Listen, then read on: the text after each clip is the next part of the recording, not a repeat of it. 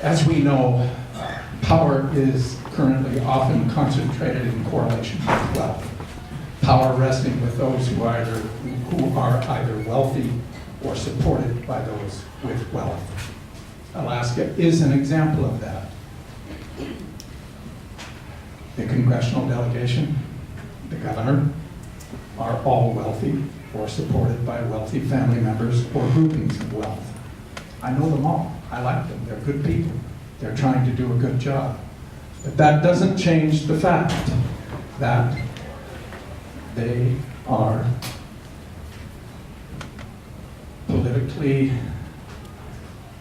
tied to significant wealth. Not their fault. We elected them. They'd have probably been elected anyway. I certainly voted for some of them. Money equates to political power, and political power, and the more money you have, the more political power you have. Therefore, we can conclude that political power is not equally distributed to we Alaskans and we Americans. So it's not equally distributed. And then I'd like to hold up the Alaska State Constitution. By the way, I once did this to a former Attorney General, and I held up the Constitution. I was trying to make an argument. He looked at me and he said, "Oh, you're one of those."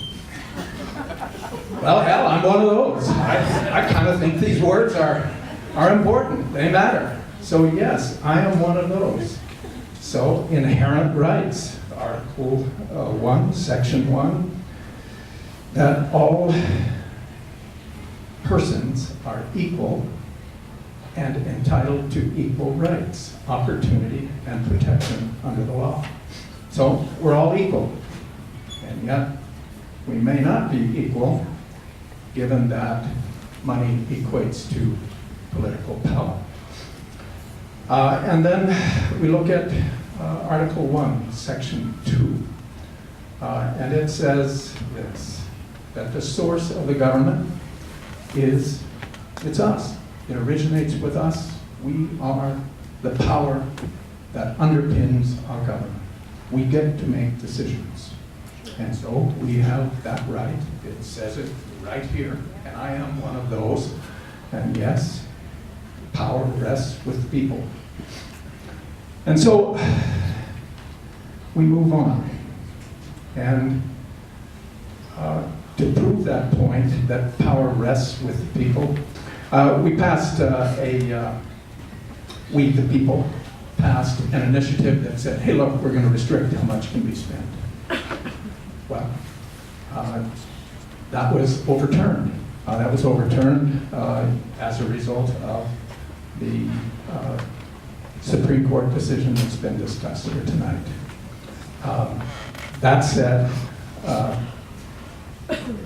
the rationale for that is somehow wrapped around the notion of freedom of speech. And so my conclusion is that if we follow that line of logic to its absolute end point, it's this. Somebody else's free speech expressed by political contributions is more important than our inherent right to be heard equally. So there's a need for balance here, and we should put ourselves to that task. The wording of the amendment that is before us certainly will go through many iterations, as it should, but basically we have a contradiction of right and wrong. In the end, I think we can find a solution to that.